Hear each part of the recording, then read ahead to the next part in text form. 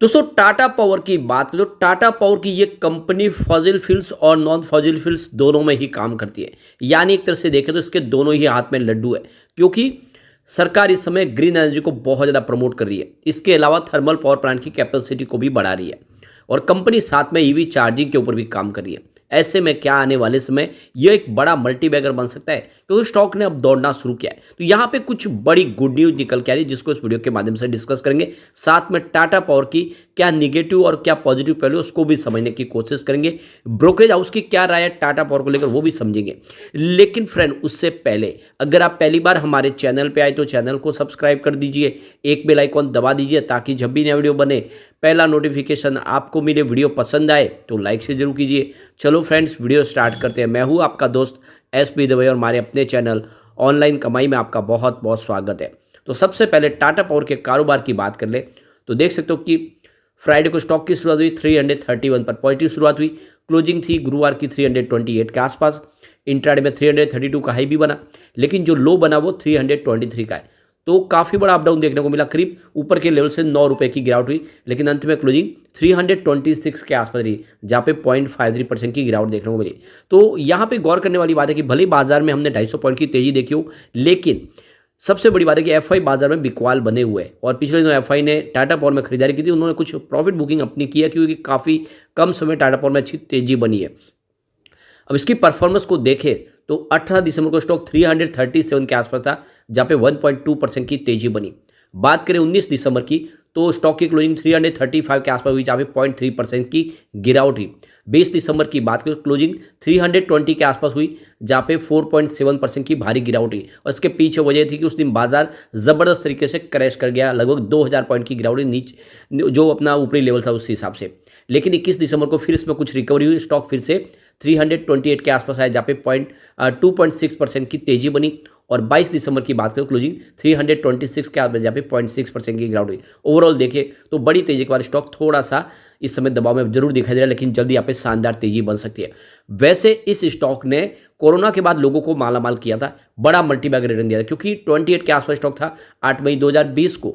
वहां से जो इसने दौड़ना शुरू किया था, आप देखते होगी तो यह 8 अप्रैल 2022 तक देखें तो 278 तक गया था। और इंट्राडे में अगर आप देखें तो ये 290 को क्रॉस किया था, यानी 28-30 रुपये का जो स्टॉक था वो 300 तक चला गया, और वो भी सिर्फ 2 साल के पीरियड में। यानी ज़बरदस्त रिटर्न दिया, कई गुना ज़्यादा रिटर्न दिया। लेकिन उसके बाद में स्टॉक आ गया साइलेंट मोड में, और काफ़ी समय तक स्टॉक आप देखें तो दबाव में देखने को मिला। यानी इसका जो पीरियड था काफ़ी लंबा चला। आप देखिए 2022 के बाद 2023 ये भी अंत होने को आया नहीं, लगभग 1.5 साल तक स्टॉक ने कोई शानदार प्रदर्शन नहीं किया। लेकिन अब जो इसने दौड़ना शुरू किया काफ़ी शानदार, क्योंकि 26 अक्टूबर 2023 की बात करिए 234 के आसपास था, जो अब देखो इस समय 326 के आसपास है। तो कम करीब 1.5 महीने के अंतराल में ही स्टॉक में 100 रुपीज़ का बड़ा जंप देखने को मिला। तो काफ़ी ज़बरदस्त प्रदर्शन किया स्टॉक ने, और अब तेजी बननी शुरू हुई है। तो यहाँ पे जो बड़ी अपडेट निकल के आ रही है कि गवर्नमेंट एक बड़ा दिल्ली जयपुर इलेक्ट्रिक हाईवे बनाने की जो प्लानिंग कर रही है, यह इसके लिए गवर्नमेंट बहुत बड़ा खर्च करने जा रही है। करीब 1.5 से लेकर 2 लाख करोड़ का खर्च कर सकती है सरकार, और ये एक बड़ा हाईवे का इलेक्ट्रिक प्रोजेक्ट होगा। तो यूनियन गवर्नमेंट इसके ऊपर बहुत तेज़ी से आगे काम कर रही है Delhi Jaipur electric highway project के लिए। और आप देखो कि टाटा पावर ने इसमें इंटरेस्ट जगाया, वो इस बिडिंग प्रक्रिया में हिस्सा लेना चाहती है, और वो ये जो बड़ा प्रोजेक्ट है वो अपने हाथ में लेना चाहते हैं। और आने वाले समय ये जो ऑपरेट ट्रांसपोर्ट मॉडल बनाने जा रहे हैं, जो जिसमें इलेक्ट्रिक हाईवे के ऊपर देखो जो प्रोसेस होगा पूरा, जो आने वाले समय जो सफ़र होगा वो डीजल की जगह इलेक्ट्रिक व्हीकल के माध्यम से होगा।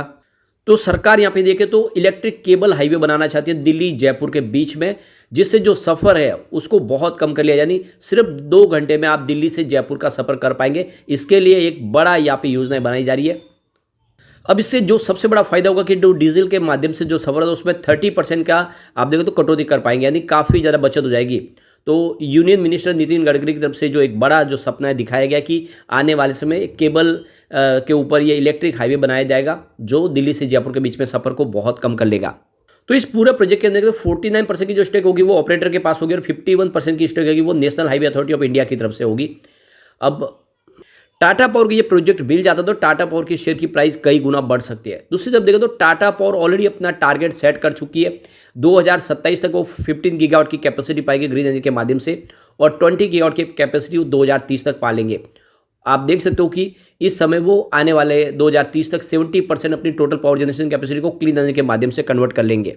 इस समय टाटा पावर की बात करूँ कि 14.3 गीगावाट 38 गीगावाट की पावर कैपेसिटी है और इंडिया की जो तीसरी सबसे बड़ी थर्मल पावर प्लांट कैपेसिटी भी इनके पास ही है।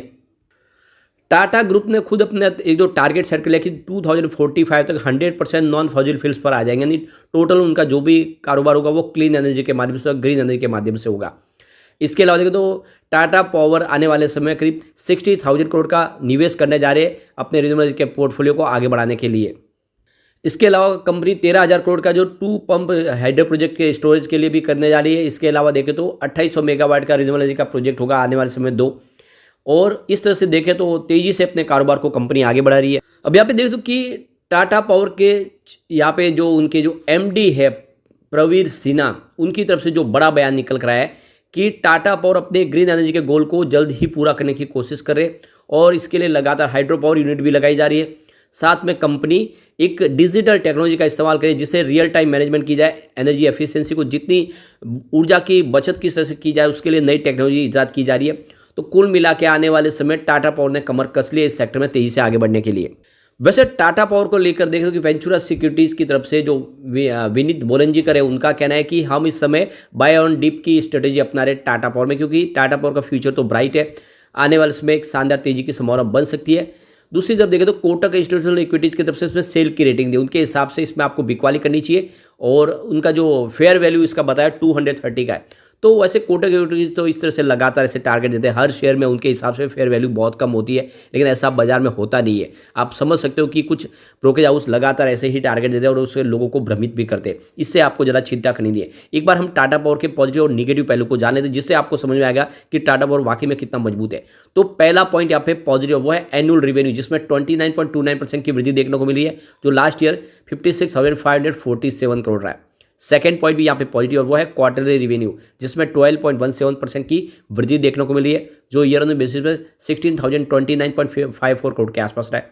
तीसरा पॉइंट भी पॉजिटिव और वो है एनुअल नेट प्रॉफिट, जिसमें 91.59% की शानदार वृद्धि देखने को मिली है, जो लास्ट ईयर 3,336 करोड़ के आसपास रहा। अगला पॉइंट फिर से पॉजिटिव वो है क्वार्टरली नेट प्रॉफिट, जिसमें 6.89% की शानदार वृद्धि देखने को मिल रही है, जो ईयर ऑन बेसिस पे देखें तो 875 करोड़ के आसपास रहा है। अगला पॉइंट फिर से पॉजिटिव और वो है स्टॉक की प्राइस, जिसमें 56.37% की शानदार वृद्धि देखने को मिली है, जबकि इसके सेक्टर में मात्र 8% की ही वृद्धि देखने को मिली है। तो काफ़ी शानदार प्रदर्शन किया है। अगला पॉइंट फिर से पॉजिटिव वो है प्राइस टू अर्निंग रेशियो, यानी पी रेशियो, जो 29.23 है। अब इसका सेक्टर का पी रेशियो 57 है, उसके मुकाबले इसका पी रेशियो बहुत कम है। ये बहुत अच्छी बात है इसके लिए। एक पॉइंट निगेटिव वो है डेट टू इक्विटी रेशियो, जो 1 से ज़्यादा है, तो ये इसके लिए एक निगेटिव पॉइंट बन रहा है। अगला पॉइंट न्यूट्रल वो है रिटर्न ऑन इक्विटी आरओई, जो 11.5% है। तो यह एक नॉर्मल रेंज के अंदर 10 से लेकर 20% की उसी रेंज के बीच में, तो उसमें आप समझिए एक न्यूट्रल पॉइंट बन रहा है। एक पॉइंट फिर से पॉजिटिव और वो है म्यूचुअल फंड की होल्डिंग, जो इंक्रीज हुई है 0.92% लास्ट क्वार्टर में। इसके बाद एक पॉइंट और न्यूट्रल बन रहा है, वो है प्रमोटर की शेयर होल्डिंग में प्रमोटर की होल्डिंग अनचेंज है, पिछले क्वार्टर में भी बदलाव नहीं हुआ, 46.86% के आसपास ही है। इसके बाद एक पॉइंट आपको और यहाँ पे पॉजिटिव दिखाई देगा, वो है इंटरेस्ट कवरेज रेशियो, जो 2.09 है, ये हायर देन 1.5 है। तो बिल्कुल इसके लिए एक पॉजिटिव पॉइंट है, यानी जो भी इनका इंटरेस्ट पेमेंट है वो कंफर्टेबली ये चुका सकते हैं, उसमें कोई चिंता की बात नहीं है। इसके बाद अगला पॉइंट न्यूट्रल वो है प्रमोटर के जो गिरवी शेयर है वो अभी देखो लास्ट क्वार्टर में 1% है, तो ये एक न्यूट्रल पॉइंट बना है, इसमें कोई चिंता की बात नहीं। अब यहाँ पे टोटल अगर हम निगेटिव पॉइंट की बात करें, मात्र एक दिखाई देगा आपको, कोई निगेटिव पॉइंट नहीं दिखाई देगा, लेकिन जो पॉजिटिव पॉइंट की अगर हम बात कर ले तो वो आपको टोटल यहाँ पे 8 दिखाई देंगे, यानी 8 पॉजिटिव पॉइंट है, 1 निगेटिव पॉइंट है और 3 न्यूट्रल पॉइंट है। इसका मतलब इसकी सेहत बहुत मजबूत है। ऐसे में लॉन्ग टर्म इन्वेस्टर आने वाले समय इसमें मालामाल हो सकते हैं, तो नजरिया लॉन्ग टर्म का लेकर टाटा पावर में निवेश करें। आने वाले समय ये 1000 का टारगेट आपको दिखा सकता है, कम से कम इसको अगर आप 5 साल देते हो। लेकिन फ्रेंड, कोई भी इन्वेस्टमेंट करने से पहले अपने फाइनेंशियल एडवाइजर के बारे ले ले या अपना खुद का रिसर्च करें, क्योंकि मैंने वीडियो आपके एजुकेशनल पर्पज के लिए ही बनाया। वीडियो पसंद आए तो लाइक से जरूर कीजिए और चैनल को सब्सक्राइब कर दीजिए। Thank you friend.